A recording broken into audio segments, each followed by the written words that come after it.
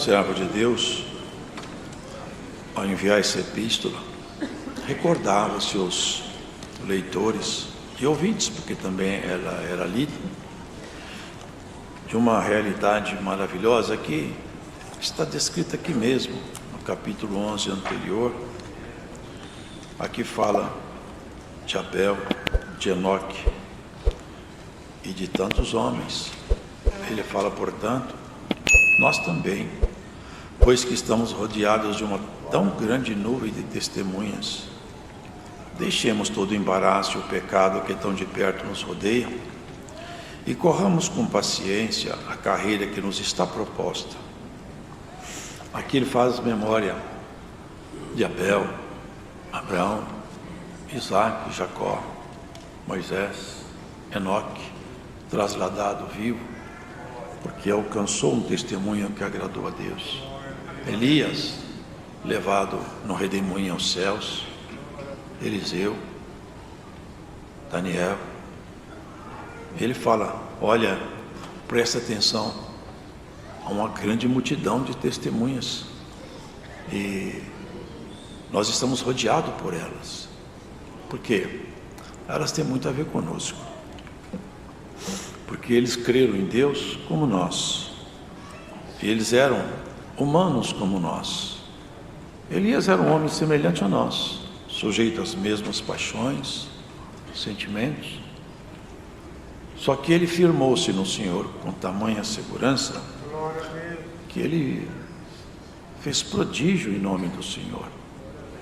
E essa grande multidão, essa nuvem de testemunhas, nós devemos olhar que eles venceram, e como eles não se embaraçaram e seguiram até o fim, a palavra hoje recomenda que não nos embaracemos com nada dessa vida. Como o Senhor disse, Paulo disse a Timóteo, Timóteo, aquele que milita a milícia da vida eterna, não se embaraça com o negócio dessa vida. Assim nós não devemos correr com paciência a uma carreira que nos foi proposta. A nossa carreira é chegar no céu, irmãos. Nós somos chamados para morar no céu. Essa é a nossa carreira. Nós somos transformados de filhos das trevas para filhos da luz. Fomos trazidos à condição de filhos da ira para filhos adotados em Jesus Cristo. Por isso, qualquer dificuldade que a gente tenha, paciência é ciência dos santos. Quem sabe esperar, sempre alcança. Quando a pessoa perde a paciência, ele pode não alcançar. Mas ele tendo paciência, ele sempre vai alcançar. O homem sábio exercita a paciência e não se embaraça com nada. Olhemos nossa vida, irmãos. Se alguma coisa caminha para nos embaraçar, o que seria esse embaraço? Atrapalhar a nossa vida espiritual. Nós não podemos permitir que nada atrapalhe a nossa carreira. É uma comparação. Ele comparava com aqueles atletas, sabe, irmãos, gregos. Eles faziam aquelas corridas. Você já deve ter visto. As pessoas correm, estão tão determinados a correr, que o corpo já não responde mais. Eu já vi isso.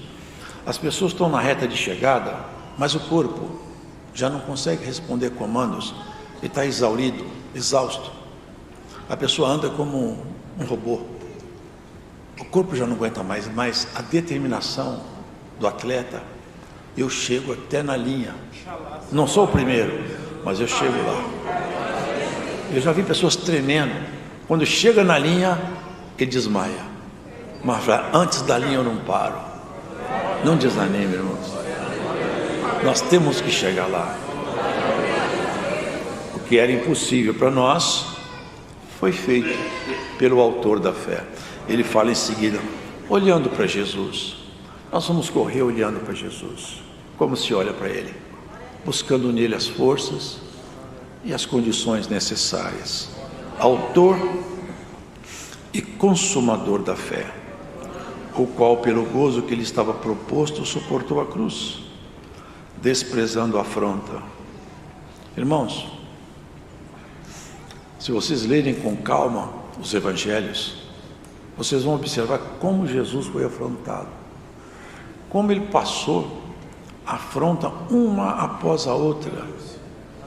É coisa que nenhum ser humano suportaria, irmãos. Enterraram uma coroa de espinho na cabeça dele, brincavam com ele, blasfemavam, riam, deram bofetadas no seu rosto e tentaram condená-lo com mentira, mas como ele é a própria verdade, a mentira não poderia condená-lo. Ele só foi condenado quando invocaram a própria verdade. Fala-nos se tu és o Filho de Deus.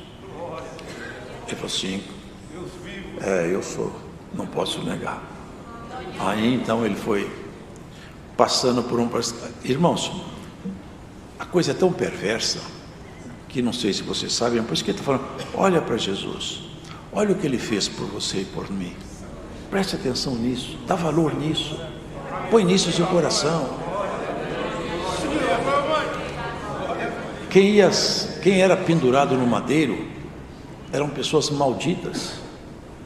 Está escrito assim, maldito aquele que for pendurado no madeiro. Jesus, antes de ser pendurado no madeiro, ainda teve a perversidade deles colocarem a cruz nas costas dele.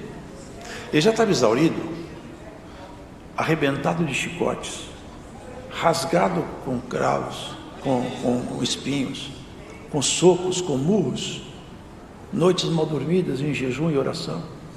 Ele estava debilitado. Colocaram uma coroa nas costas dele, uma cruz nas costas dele, e fizeram ele mesmo levar o instrumento do seu suplício e morte. Ele podia ter jogado aquilo no chão, mas ele não jogou. E ele, numa figura de linguagem, ele fala: tomai cada um de vós a vossa cruz, vinde após mim e me siga. Aquela cruz ele não jogou, você não joga a sua também. Olhar para Jesus, olhar para ele, autor e consumador da fé. A fé custou muito caro, irmãos. A fé custou muito caro. Ele chegou a cair e a cruz caiu sobre ele. Ele estava tão debilitado que pegaram um homem de Cirene e falaram: ajuda ele, pai de Rufo, ajuda ele a carregar. Levaram ele até a cruz,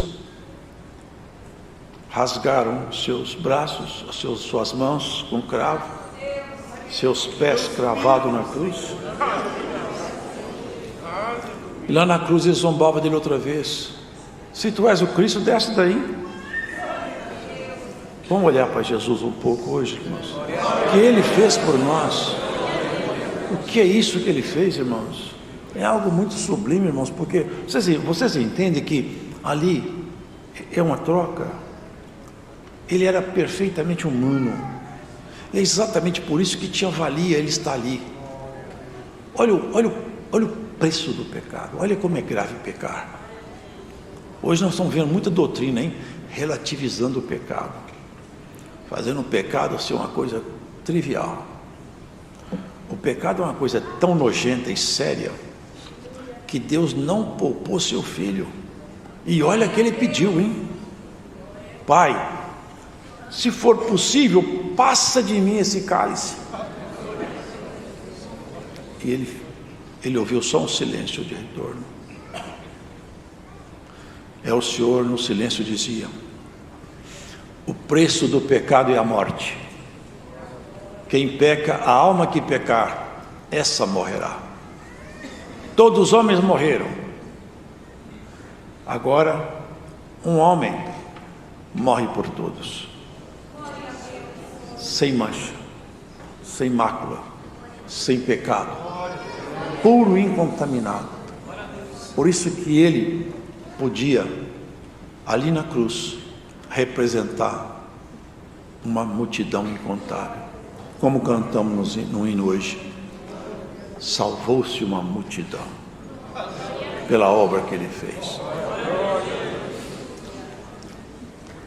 Ainda é comovente ver ele todo rasgado lá em cima na cruz, olhar para baixo e ter a calma de dizer: Pai, perdoai-os, eles não sabem o que fazem.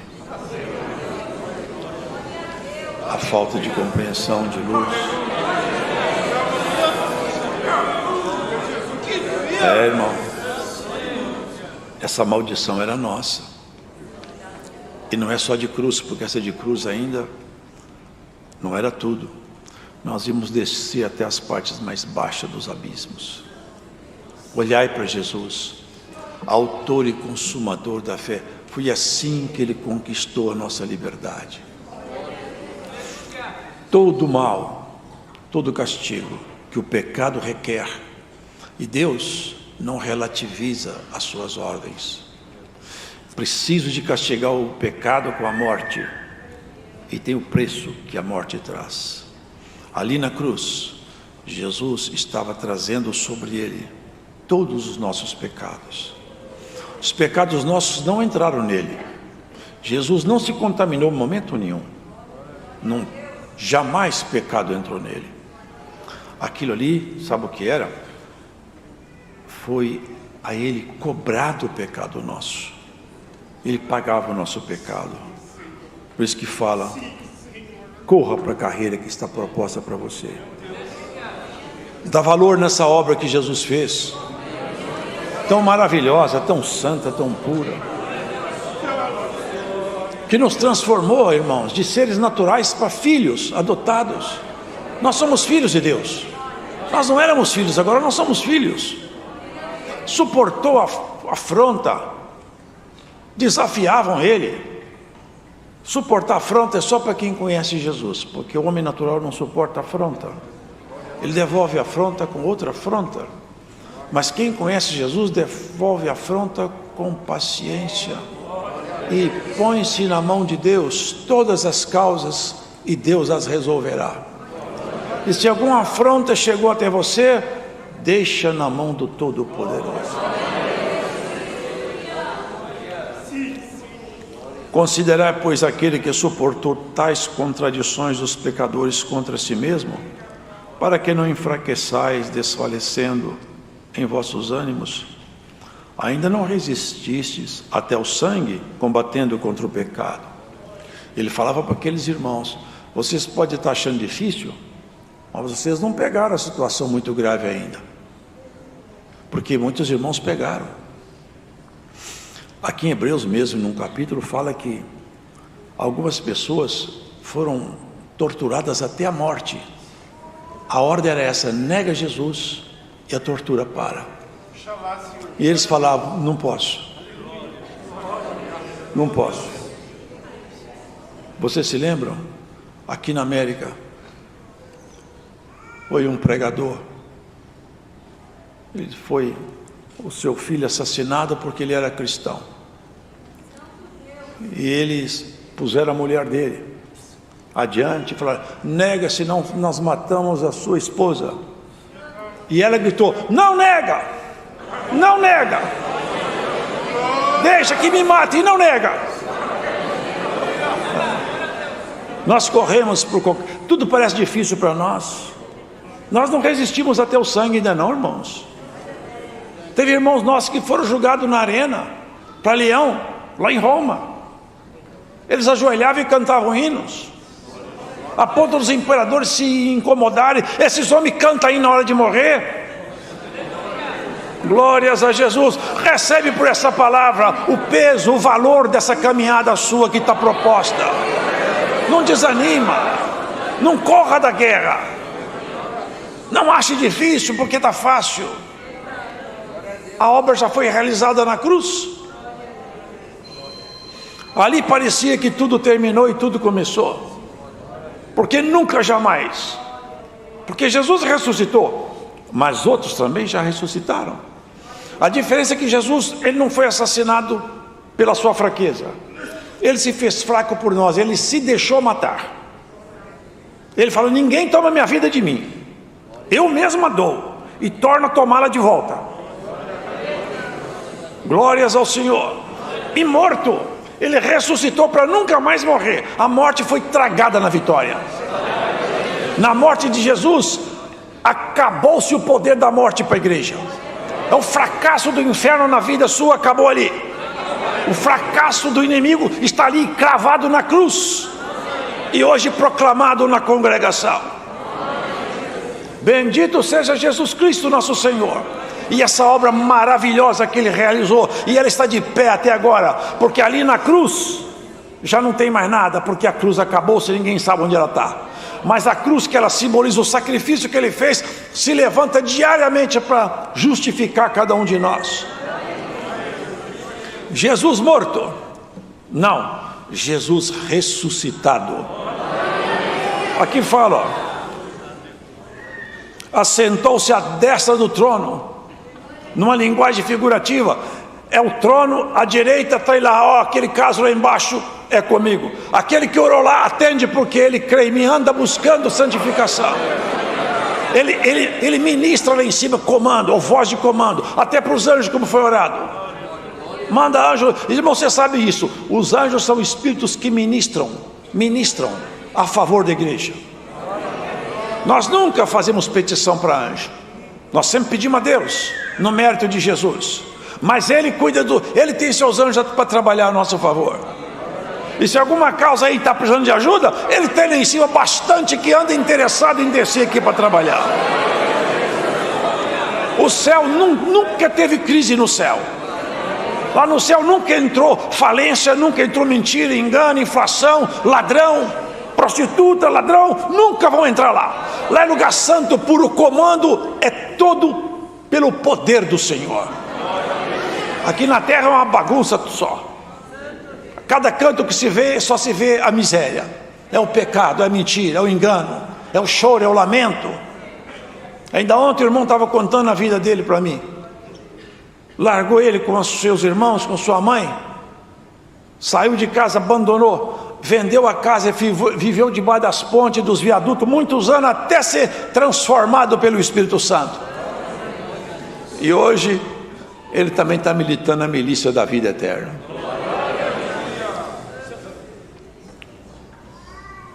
E aqui fala, ainda não resististe até o sangue, combatendo contra o pecado.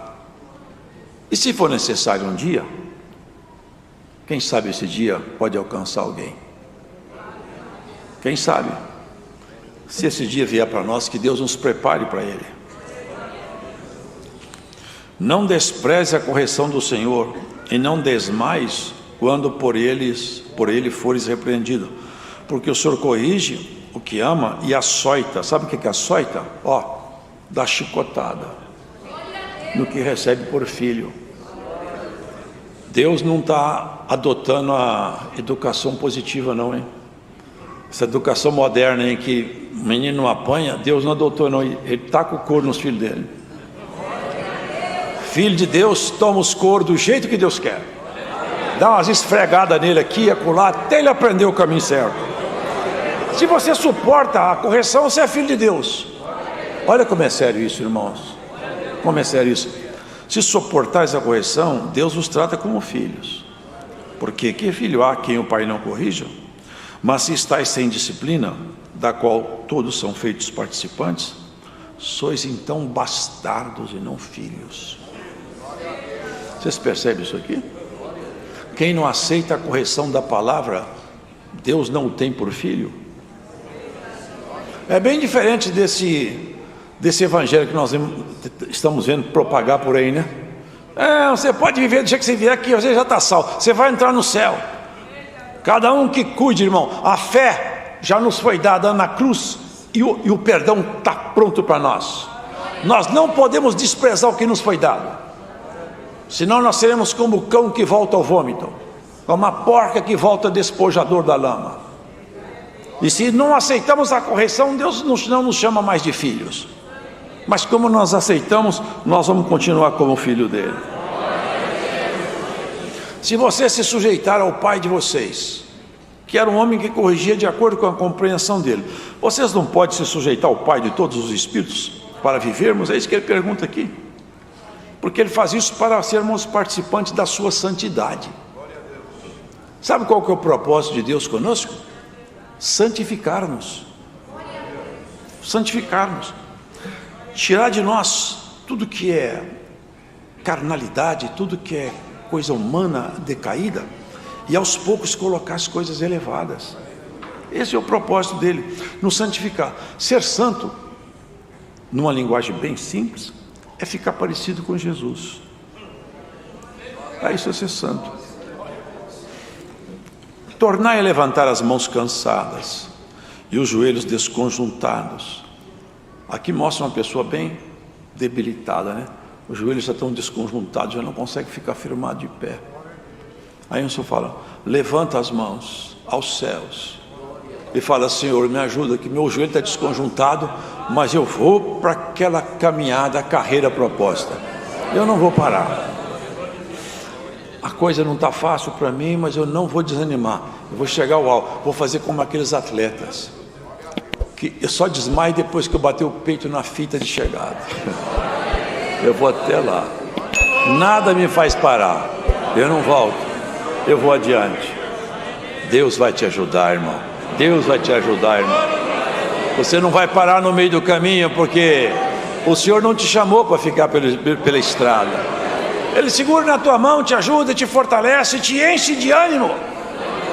Ele faz aparecer ânimo onde não tem, faz brilhar a luz no meio da escuridão. E nessa pregação, hoje o Espírito de Deus fará brilhar no teu coração a luz da esperança, a virtude que te faz andar mais um pouco. Elias comeu um pão e uma água, andou 40 dias. Com esse pão e com essa água você vai andar até chegar lá na fita de chegada, na porta do céu. Que dia glorioso! Esse dia nos espera, irmãos. Não vamos desanimar. Tenha cuidado que ninguém se prive da graça. É possível se privar da graça. Ele está advertindo que é possível, e que nós temos que tomar cuidado para não nos privarmos da graça. E cada um de nós deve ter isso no coração. Eu não vou me privar da graça, não vou ser profano. Aqui ele faz comparações: não seja fornicário ou profano como Esaú, que por um manjar vendeu o seu direito de primogenitura. Porque bem sabeis que, querendo ele ainda depois herdar a bênção, foi rejeitado, porque não achou lugar de arrependimento, ainda que com lágrimas o buscou. Aí ele vai falando. Vocês lembram daquele monte, quando Moisés falou para Israel: Deus vai conversar com vocês hoje no monte. Aí Moisés falou: não chega nenhum animal perto do monte, que se chegar ele vai morrer. Ninguém chega no monte, hein? Só eu posso ir lá. Mas tinha um barulho de buzina, e depois trovões, relâmpagos, e a voz do Todo-Poderoso do céu. E aquele povo começou a escutar aquela buzina, aqueles trovões, começaram a ficar com muito medo. Eles falaram: nós não queremos mais ouvir a voz de Deus. Nós não queremos. Fala Deus com você, e você fala com a gente. Nós estamos com medo. Quem encostasse no monte morria. Mas hoje, irmãos, nós todos somos chamados para subir nesse monte aí, junto com Jesus, da comunhão. Hoje a voz de Deus não assusta o crente mais, o crente fica alegre. A voz de Deus assusta os demônios nas cavernas, mas o crente não. Quando Deus fala, ele fala: glória a Deus. Estava conversando com esse irmão ontem, ele dentro do metrô, sofrido por causa desse fato dele ter vivido abandonado pelos pais. Ele ficava vendo os pais entregar os meninos. Eu nunca tive isso. Ele estava dentro do metrô, aquela voz que anuncia, estação chegando, ele falou assim, parecia aquela mesma voz. Ele falou assim, quando ele começava a lamentar a falta do pai, ele escutou uma voz: se você tivesse seu pai, ele não te entenderia, mas eu te entendo. Ele gritou: glória a Deus. Sabe por quê, irmãos? A voz de Deus não nos mete medo, nos enche de alegria, de esperança. É a voz do Pai. As pessoas não têm mais, eles não acreditam mais em nada, nem que Deus se comunica com os homens. Deus nunca deixou de falar com o ser humano, nunca. Ele sempre criou uma linha por intermédio da qual ele fez com que chegasse todo o tempo, tivesse algum representante dele. E aqui tem muitos representantes hoje, adotados como filhos. E se ele te pegar, puxar a orelha, te der uma palmada, você vai falar: eu aceito tudo isso aí porque eu sou filho, eu não sou bastardo. Ele corrige a gente de várias maneiras, irmãos. A pedagogia dele, ele várias formas de nos corrigir. Através de uma palavra, através de um conselho, através de uma decepção, né? De um problema sério na vida. Nós vamos aprendendo. O fato é que nós vamos chegar lá adiante, irmãos, aperfeiçoado. Vocês não ouviram o sonido da trombeta? A voz das palavras a qual os que a ouviram pediram que se não lhes não falasse mais, porque não podiam suportar o que se lhes mandava. Se até o animal tocar o monte, será apedrejado. Foi tão terrível essa visão que até Moisés ficou assustado, tremendo, assombrado. Mas ele fala que nós chegamos a outro monte agora. Nós chegamos a outro monte, não naquele. Nós chegamos ao monte de Sião. Sabe o que monte é esse? É a cidade do Deus vivo. Irmão. A celestial Jerusalém, aos muitos milhares de anjos, a universal assembleia dos primogênitos, que estão inscritos nos céus, e a Deus, o juiz de todos, e aos espíritos dos justos aperfeiçoados. É isso que o Senhor está fazendo conosco. Na medida que nós vamos caminhando, passando os processos, Ele vai nos aperfeiçoando, até que vamos ter essa assembleia quer dizer reunião, essa reunião universal de todos os espíritos aperfeiçoados. Nós vamos nos encontrar com o Senhor nos ares. Não rejeita aquele que fala, e aquele recomenda, olha, outra vez, irmãos, não rejeiteis ao que fala, porque se não escaparam aqueles que rejeitaram o que na terra os advertia, muito menos nós, se nos desviarmos daquele que é dos céus, a voz do qual moveu então a terra, mas agora anunciou dizendo, ainda uma vez comoverei não só a terra, senão também o céu. E esta palavra, ainda uma vez, mostra a mudança das coisas móveis, como coisas feitas, para que as imóveis permaneçam. Pelo que, tendo recebido um reino que não pode ser abalado, retenhamos a graça pela qual sirvamos a Deus agradavelmente com reverência e piedade, porque o nosso Deus é um fogo consumidor. Nós já recebemos, nós já estamos indo para Sião, a gente corre aqui embaixo. Você não vai bater o peito numa fita de pano, você vai ser defrontado dentro dos espaços da Sião celestial. Terminou sua carreira aqui, irmãos, o corpo tomba, nós vamos encontrar com essa multidão de homens, mulheres que já passaram por aqui, e não somente com ele, com os anjos. Vai ser uma festa boa, maravilhosa, para a qual nós somos convidados, para morar com Deus como filho. Não é maravilhoso isso, irmão? Dá para passar uma coisa e outra, não dá? Uma decepção e outra, um processo e outro. Afinal de contas, o Senhor nunca falou que ia ser muito fácil, mas o Senhor falou que ia dar certo no final. Sabe o que fala a palavra? Preciosa é aos olhos do Senhor a morte dos seus santos. Mas Deus não tem prazer na morte do pecador, porque o pecador zomba de tudo, o pecador acha graça em tudo, ri de tudo, mas ele morre, acabou seu riso, e acabou toda a sua força, porque ele sai pela porta da morte e já cai dentro dos abismos, acaba tudo. Deus não tem prazer nisso, mas é o preço que se paga pelo livre-arbítrio. Mas é preciosa a morte dos seus santos. Quando alguém termina seus dias e olha para trás e vê que a estrada foi percorrida, chegou até na linha de chegada e não abandonou, não deixou o Senhor. Não se embarace com nada, não se embarace, irmão, irmã, segue a sua carreira.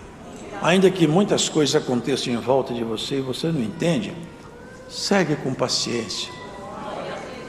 As nuvens, elas às vezes encobrem alguma coisa, mas quando o sol se levanta e o vento sopra as nuvens, fica tudo claro. E Deus vai soprar algumas nuvens na sua vida e você vai enxergar mais claro o panorama da sua própria vida. Com a morte de Jesus Cristo, tanta mudança aconteceu. Quando Ele ressuscitou, que glória, que coisa maravilhosa. Seus discípulos ficaram tão contentes, foram tão felizes, eles reunidos, todo mundo com medo. De repente, Jesus se pôs entre eles. Paz seja convosco. Um olhando para o outro, é Ele, é Ele. Só que ele já tinha aparecido antes e Judas não acreditou. E o Senhor Jesus, claro, escuta tudo. Falou: ô Tomé, né? Judas não, Tomé. Tomé, vem cá, pega seu dedo, põe na minha chaga, veja que sou eu mesmo que estou aqui. Ele abaixou-se e falou: Senhor meu e Deus meu, me perdoem. Que coisa feliz, que dia feliz. Mas irmãos, vocês já pensaram quando agora o Senhor voltar pela segunda vez? Que dia feliz vai ser. Que dia feliz. Você não fica contente de saber que esse dia vai te levar lá para Sião? Você não vai mais sofrer. Não fica com medo da velhice, não fica com medo de doença, não. Lembra isso?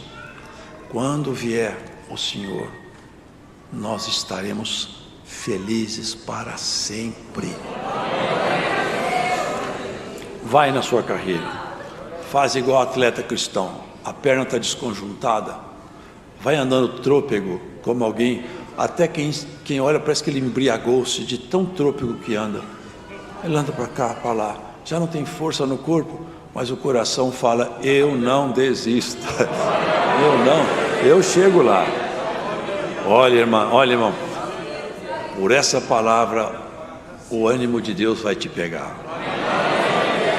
Você vai receber o ânimo, receba o ânimo do Deus Todo-Poderoso em você.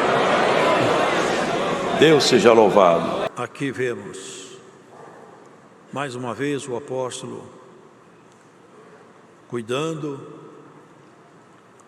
ministrando para a igreja, porque o que sucede é que nós temos um combate continuado. E ele percebia isso aí na igreja de Corinto. Lá havia um florescer maravilhoso dos dons. Entretanto, começaram a florescer outras ervas estranhas. Algumas coisas que não deveriam estar na igreja apareceram. Alguma coisa que não devia estar no coração do povo estava. E Paulo se perturbou, porque ele percebeu que um espírito. Sabe, irmãos, nós não lutamos contra a carne nem contra o sangue. É contra as hostes, isto é, os exércitos, as forças espirituais que atuam no mundo. São essas forças que conseguem influenciar a sociedade, as pessoas, e conseguem fazer então a dissensão. O homem nasceu amigo de Deus, ele foi criado exatamente para isso aí, para ser amigo de Deus. A amizade com Deus é a plenitude da obra criadora. Estar ligado com Deus é o propósito. Deus nos fez a sua imagem e semelhança, porque exatamente para que nós parecêssemos com Ele. Mas essa comunhão foi rompida por causa da intriga, porque um espírito estranho se entremeteu entre o homem e Deus, e o homem permitiu. A coisa ficou tão feia que a terra foi entregue a uma devassidão, uma violência, porque o mal cresce tão fácil. Chegou um tempo que, como um cirurgião pega um tumor no corpo, ele tem que fazer uma cirurgia, senão o tumor cresce até o ponto de tirar a vida daquele corpo. Então o cirurgião, ele num procedimento médico, ele faz então um contorno com bisturi e arranca o tumor e joga fora, porque o tumor crescendo ia promover a morte. E Deus, olhando do céu, viu um tumor aqui muito grande. O pecado, a violência sem limite, o ambiente estava horrível. E Deus tinha um bisturi que ninguém nunca tinha visto ele usar, chamado água. E ele faz obra com qualquer elemento natural ou sobrenatural. Naquele tempo ele falou para Noé: vem vindo o fim de toda a carne perante a minha face. E o bisturi foi uma grande inundação que até hoje os cientistas descobrem. Há pouco tempo eu estava lendo, nos picos mais elevados da Terra, se vê lá claramente fossilizado animais marinhos. Como pode ter um animal marinho lá em cima de um monte? Como pode ter um animal marinho nas montanhas mais elevadas? Como pode encontrar fósseis de animais marinhos nas montanhas mais altas? É porque as águas subiram. Subiram mesmo, do subsolo, subiram. E as águas de cima desceram. E a cirurgia foi feita. Ficou só Noé e sua família. Mas no meio da família de Noé, tinha um que não era o coração dele como os demais. E assim segue a humanidade. O Espírito sempre pega alguém para poder fazer, e Deus não vai eliminar as pessoas para sempre. Ele falou: eu não vou mais destruir a terra com água. Eu vou colocar um sinal no céu como uma marca minha para vocês. Vou deixar um sinal aí registrado. Os irmãos sabem que quando o sol se levanta num tempo de chuva, e os raios de sol, eles atravessam então aquela umidade suspensa no ar, forma-se o arco-íris. O arco-íris é a refração da luz branca do sol, que é decomposta em 7 cores primárias. Esse arco-íris é o sinal que Deus deixou, que Ele não vai mais destruir a terra com água. Agora vai destruir com outro elemento. Vai ser com fogo. E não vai ser só a terra, vai ser todo o universo. E sucede, irmãos, que ao longo da história, sempre foi assim. Sempre o inimigo consegue entrar por intermédio de pessoas que deixam a porta aberta, a porta do coração. Vocês lembram que Deus falou para Caim? Caim, preste atenção, o pecado está na tua porta, batendo, é do coração. Se você não vencer esse pecado, você vai ser prisioneiro dele, escravo. Você precisa de resisti-lo. Ele não resistiu, matou seu irmão. Vocês percebem que Deus, Ele faz o que é impossível, para nós fica uma porção também? A obra de Deus não é uma mágica que você virou crente e Ele vai te levar para o céu de qualquer maneira. É uma obra maravilhosa. Em Cristo Ele quitou nossa dívida. Mas tem um problema conosco sério, sabe qual que é? É que dentro de você e de mim, a inclinação para o mal não morreu. Ela está aí dentro de você, de mim. Dentro de nós, o mal está subjugado, mas ele espera a oportunidade de manifestar. Por isso, que o homem e a mulher de Deus tem que continuamente orar e vigiar para subjugar o mal, porque senão ele se levanta e se apresenta. Senão ele fala: vou tomar conta da casa. Nós temos que ter domínio. Por isso que Paulo fala: eu subjugo o meu corpo e o reduzo à servidão. Em você, o mal não acabou. Ele foi dominado, mas não foi exterminado. É triste, não é? Mas é profundo e verdadeiro. Não existe essa mágica. Eu virei agora um santo que nunca mais vou errar. Eu virei agora uma pessoa transformada. Virei outra pessoa. Nascer outra vez é isso. É virar outra pessoa. Mas não por mágica. É por desejo forte, constante que a fé promove. É você insistentemente falar: Senhor, eu tropecei ontem, antes de ontem, mas me ajuda que eu veja se eu não tropeço hoje. É o desejo de acertar, essa vontade de ficar perto. É isso que dá nobreza, é isso é caráter cristão. É isso a nobreza do cristão. Ser cristão não é fácil, ser pecador é fácil. Ser pecador, a coisa mais fácil do planeta é ser pecador. Qualquer idiota, qualquer estúpido sabe ser pecador. Não tem que fazer força para nada. O pecado vem até o homem vai até ele. É o encontro agradável, a carne regozija. Qual a dificuldade do homem pecar? Qual a dificuldade que a mulher tem para pecar? Ser pecador é para os fracos. Ser santo é para aqueles que têm a força de Jesus Cristo dentro dele. Ser santo, irmãos, é coisa sobrenatural. É alguma coisa fora da condição humana. Não é humano isso aqui. É você ver o mal, a sua carne desejar o mal, você fala com ele, você deseja, mas eu não deixo. Eu estou no domínio.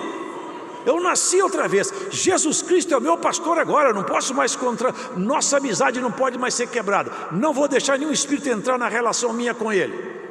Eu conheço como que ele trabalha. É isso que Paulo viu aqui. Olha a sutileza do adversário. Não chegou com chifre, nem trouxe um garfo na mão. Colocou um grupo e outro grupo. Uns admirando um, outros admirando o outro. E o espírito caído aproveitou. Ele gosta de Paulo, esse grupo é de Paulo, esse é de Apolos. Aí o espírito começou, fortalece esse grupo para gostar mais de Apolos, fortalece esse para gostar mais de Paulo. Paulo podia falar, o grupo que é do meu lado, vem cá comigo. Quem é de Apolo, fica para lá.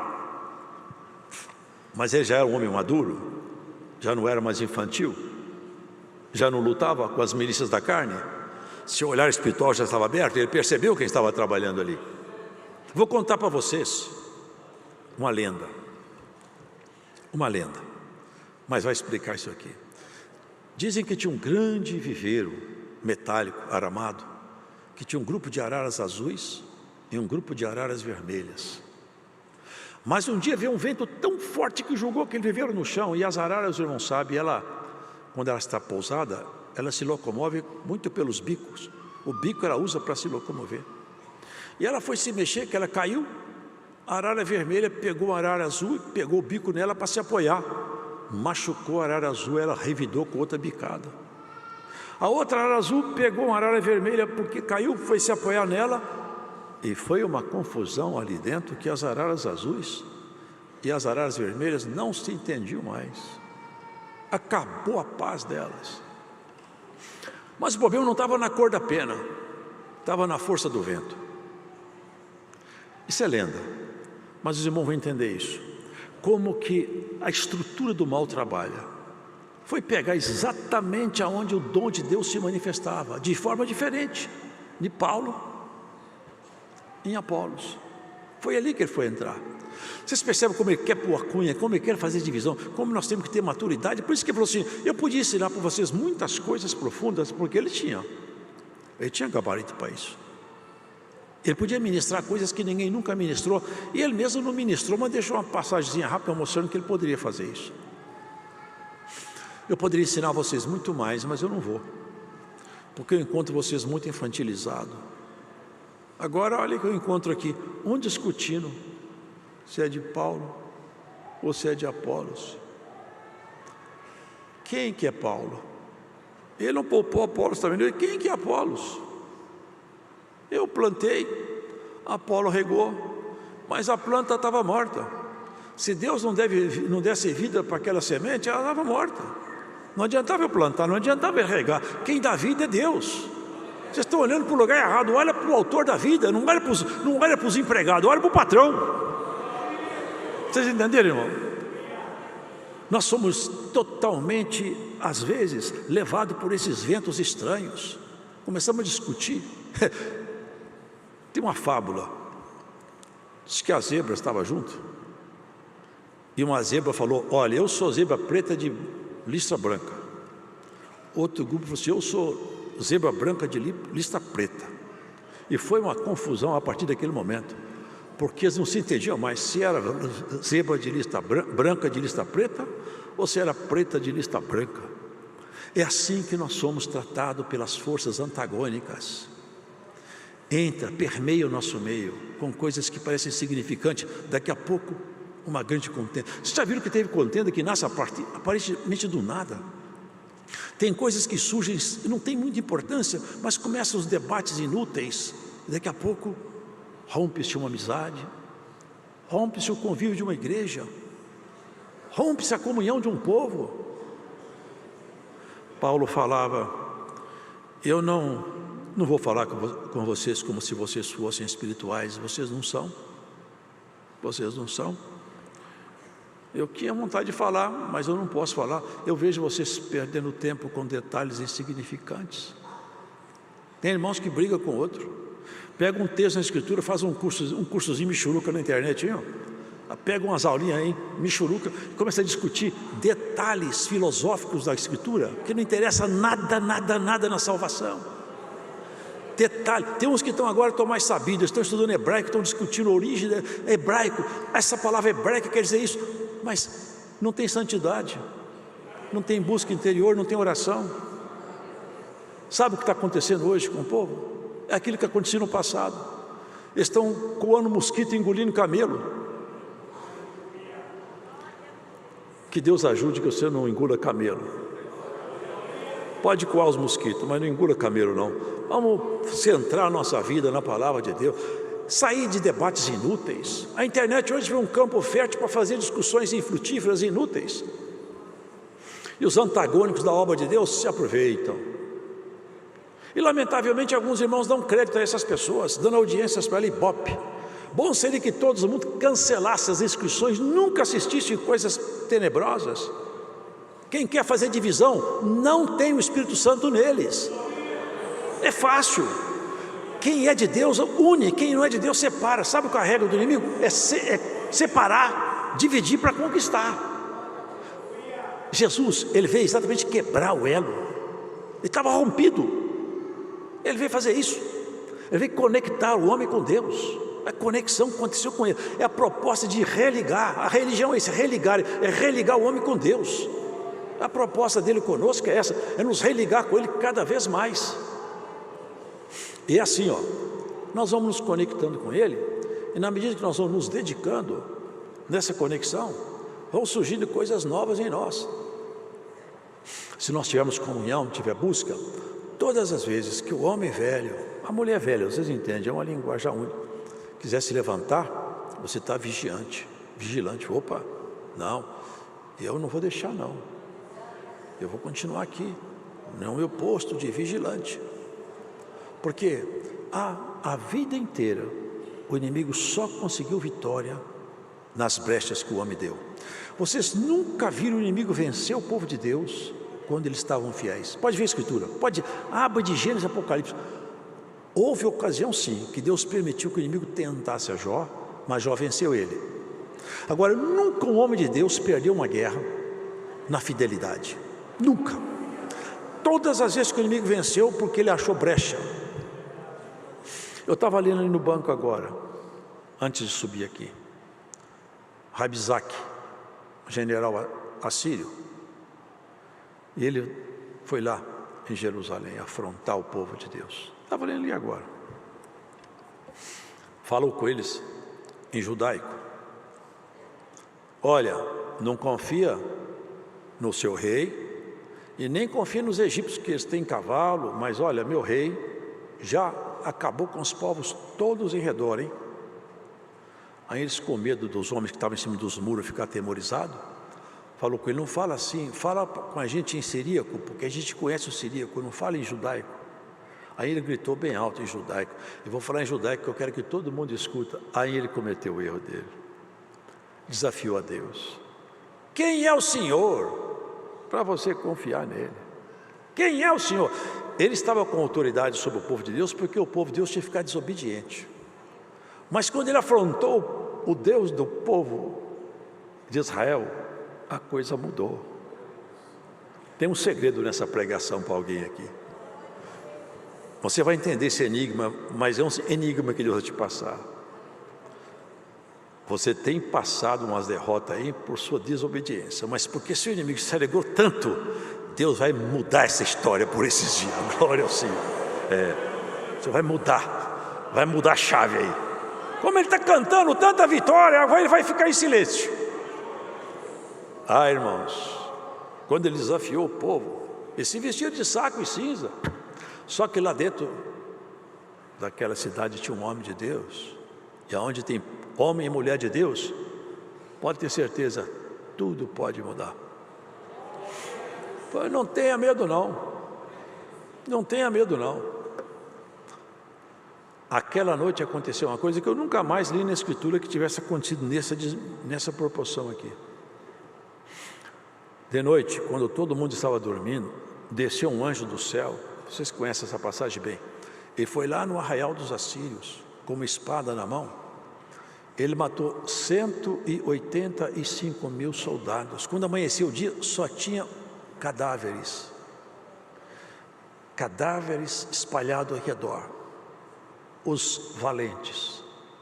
O rei, tão famoso, assassinado pelos seus filhos. Tudo acabou em nada. A brecha que ele tem são nossas divisões, são nossas fraquezas. Se nós estivermos unidos na comunhão, na paz, na bendita palavra de Deus, não havendo brecha, não tem entrada para Ele. Vamos fechar as brechas, irmão, vamos fechar as nossas brechas. O servo de Deus, quando foi para Jerusalém, a proposta dele era fechar as brechas do muro e reconstruir as portas. Hoje tem um convite aqui, lançado no coração de quem quiser receber. Vai reconstruir os muros, vai reconstruir as fendas, vai consertar as portas que estão queimadas.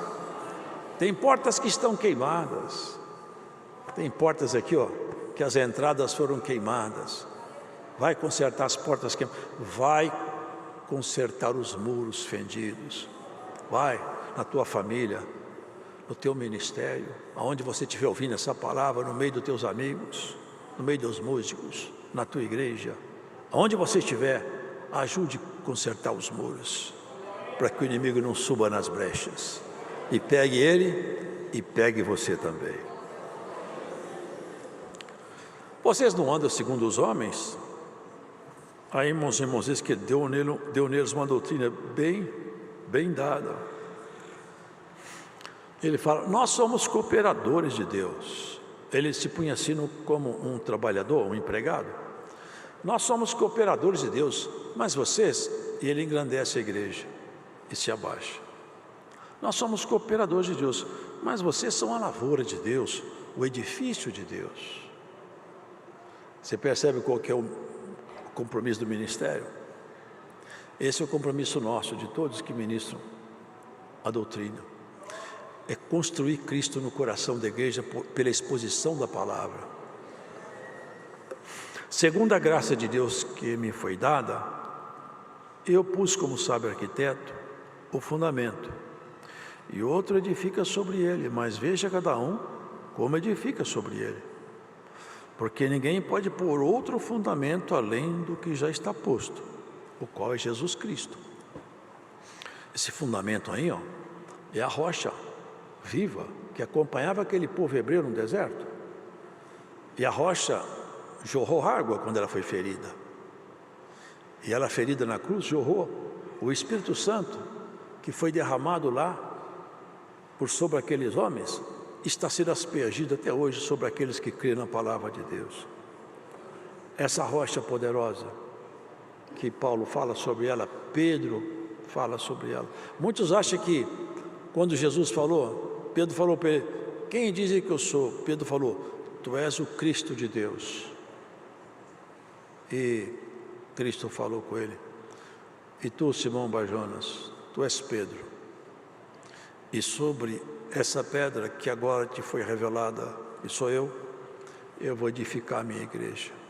Essa igreja edificada nessa rocha viva que Paulo fala aqui, eu coloquei o fundamento, a rocha, eu mostrei para vocês aonde vocês vão construir. Constrói em cima de Jesus, senão vocês estão perdidos. Quem constrói em cima da areia, quando cai a chuva, corre o vento, corre o rio, sopra o vento, a casa vai cair. Mas se você construir em cima dessa rocha, você não vai perder a construção. E fala uma coisa aqui tão profunda e tão bonita, olha bem. Se alguém sobre esse fundamento formar um edifício de ouro, prata, pedras preciosas, madeira, feno e palha. Vocês entendem isso aqui? Olha, conhecendo Jesus, buscando a salvação, crendo na palavra, você se batizou, crê em Jesus. Agora veja, que tipo de construção você vai fazer em cima desse fundamento aqui?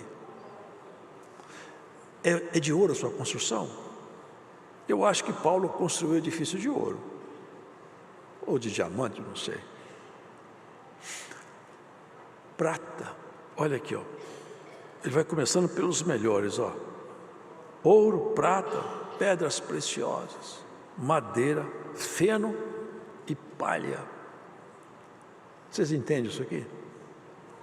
Tem pessoas que são cristãos, mas tem uma construção espiritual muito pobre, na sua forma de viver, na sua dedicação à vida espiritual, na sua inclinação às coisas santas, não se interessa por quase nada. O pecado não consegue dominá-lo. Louvado seja Deus, continua crente em Jesus, mas por outro lado é um crente que não dá muito fruto, está tolhido, amarrado.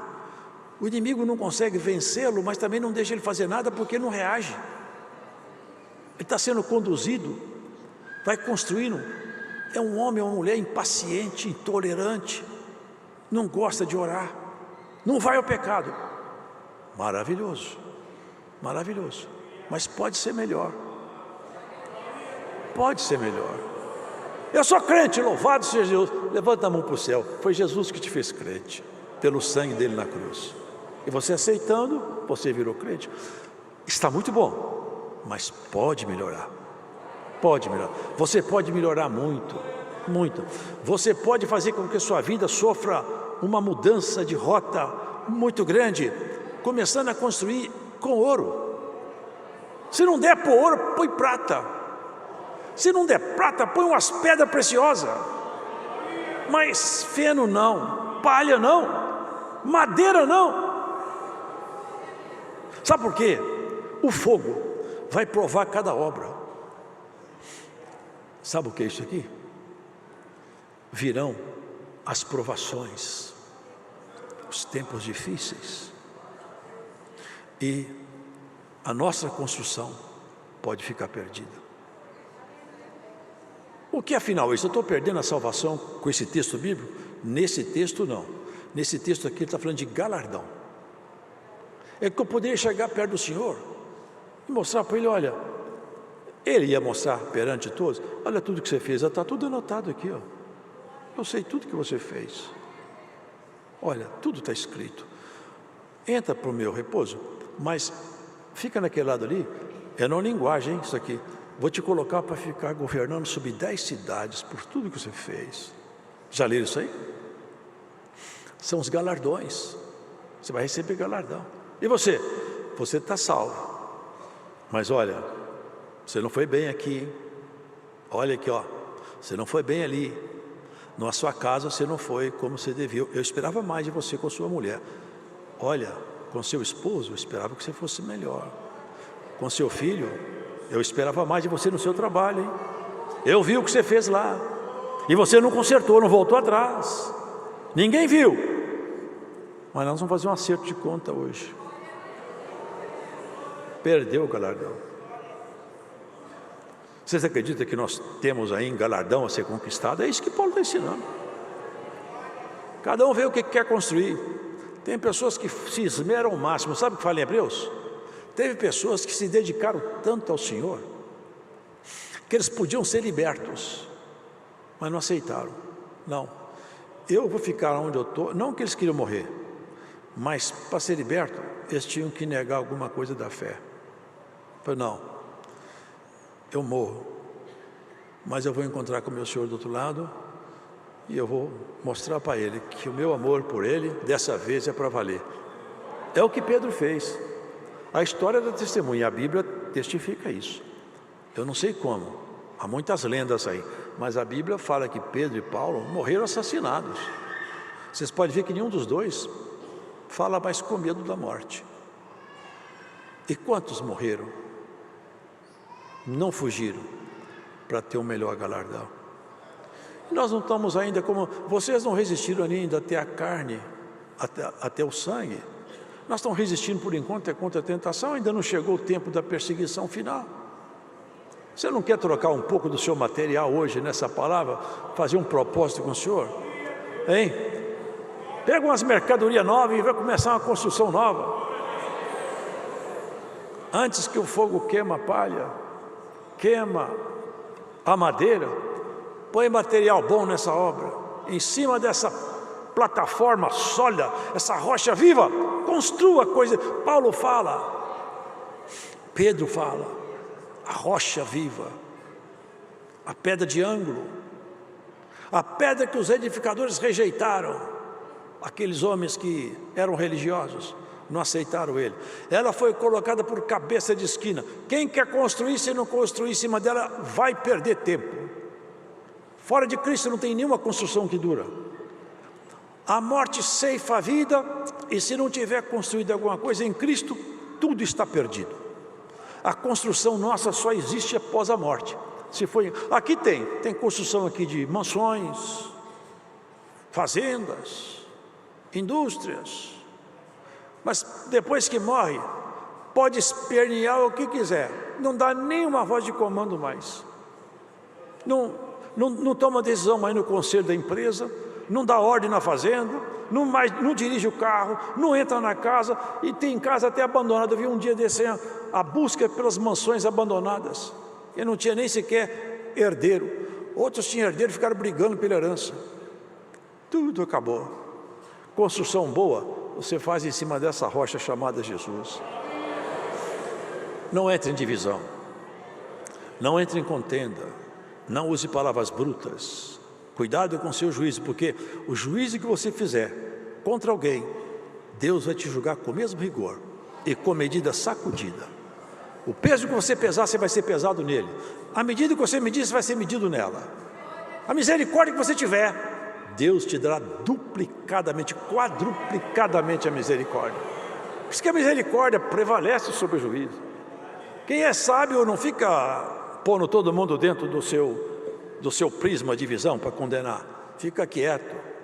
É mais fácil ser misericordioso do que ser rigoroso demais. Não seja demasiadamente injusto, porque te destruirias antes do tempo. Tem pessoas que usam um rigor excessivo de justiça com todo mundo, mas ele mesmo está cheio de limitações. Nós estamos repletos de limitação. Voltemos a lembrar disso. O mal e você, infelizmente, estão ligados. Nós e o mal temos uma sociedade nefasta. Só vai morrer o mal definido, está dominado. Ele vai morrer, sabe quando? É quando você tomar. Aí o mal realmente não pode mais operar, porque a natureza humana vai ser dissociada da natureza espiritual, e aqui ela vai para o pó. E nessa natureza espiritual não haverá mais memória do mal, pela palavra do bem. Aqui vai estar a purificação dos santos. Nós vamos nos encontrar por breve na Universal Assembleia dos Justos Aperfeiçoados na Palavra, com vestes brancas, com um novo tipo de visão do mundo, desse novo mundo. E essa é a proposta do Evangelho da Graça. E fala mais: se alguém destruir o templo de Deus, eu posso interpretar isso de muitas maneiras, mas vou interpretar isso aqui espiritualmente, porque é isso que estava acontecendo em Corinto. O inimigo, ele estava destruindo o templo de Deus em Corinto. Vocês entendem isso? Ele conseguiu infiltrar uma divisão lá dentro, que o templo de Deus seria dividido, rachado no meio. Daqui a pouco não ia ter obra de Deus mais, é um para um lado, outro para o outro. Isso não é obra de Deus? É isso exatamente o que ia acontecer. Ele ia destruir o templo de Deus, que era aquela igreja local em Corinto. Por isso que veio Paulo com a espada afiada e cortou o laço do passarinheiro. Quem destruiu o templo de Deus será destruído. E esse destruidor de templos, já o dia dele se aproxima. Não Pedro, não dormita, já chega por aí o tempo dele. Destruidor de templos. Você nunca permita divisão onde você está. Não seja sua voz nunca solidária com alguém que quer fazer divisão. Nunca entre em partidos, nunca entre em questões controversas. Seja um homem ou mulher pacificadora. Que a sua voz, que a sua conduta, Deus possa olhar para você e falar: eu me folgo com a minha filha, me folgo com o meu filho, porque onde ele está, a paz. Jesus, por onde ele passou, a paz reinou. Aonde ele entrava, quando ele saía, o ambiente era de paz. E onde você entra, quando você vai embora, qual o ambiente que fica lá? Faz uma avaliação aí, porque se não for de paz, pega essa palavra hoje e leva para o seu coração, para a sua casa, guarda-nos contigo essa palavra. A sabedoria deste mundo é loucura diante de Deus. Eram os conflitos. Paulo, ele esteve na Grécia. Os irmãos sabem, ele esteve lá em Atenas, um centro nervoso da filosofia. Discutiam tudo. Aquele povo sabia tudo, só não sabia o principal: como entrar no céu. Não sabia. Paulo, entrando lá, viu ali uma imagem enorme. Os irmãos conhecem essa passagem. Há um Deus, supostamente um Deus desconhecido, porque eles não queriam ofender algum Deus que porventura eles não conhecessem. Colocaram a imagem a um Deus desconhecido. E Paulo sabiamente perguntou: sabe essa imagem aqui, esse Deus desconhecido? Esse é o meu Deus. Ele podia reprovar: vocês estão fazendo uma imagem, mas a sabedoria divina ele usou. Por isso que ele pergunta aqui: a sabedoria desse mundo é loucura diante de Deus. Eles tinham tanta sabedoria e adoravam tantos deuses. Paulo falou: esse Deus aqui é o meu Deus, eu quero falar sobre ele com vocês. Eu sei o nome dele é Jesus. E anunciou Jesus para eles. Coisa linda, né? Usando da própria fragilidade deles, fortaleceu a eles. Paulo falava: eu anuncio Jesus Cristo crucificado, que é uma loucura para os gregos, porque os gregos, eles ali que era o berço da filosofia e daquelas grandes Olimpíadas. Esparta, uma cidade famosa pelos seus soldados valentes, bem treinados. De criança, a mãe entregava o menino para o estado, ele era treinado a pegar a espada desde cedo. Era um verdadeiro cão de guerra. É assim que vivia aquele povo. Ou nas discussões filosóficas, ou dentro das arenas de batalha.